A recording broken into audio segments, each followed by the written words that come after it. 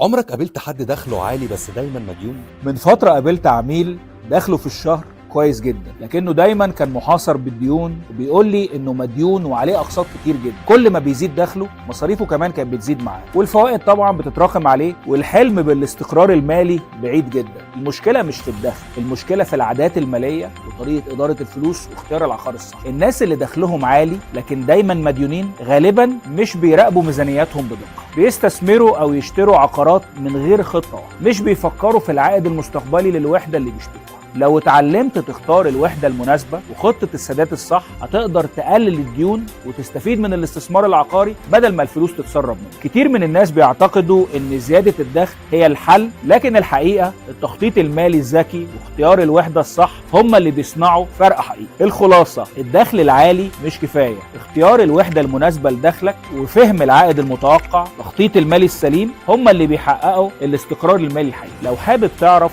ازاي تختار وحدتك الصح وتضمن استثمارك او سكنك الفاخر من غير ديون، احنا هنسهل عليك كل التفاصيل خطوة بخطوة. ابعت لي دايركت مسج وانا هساعدك.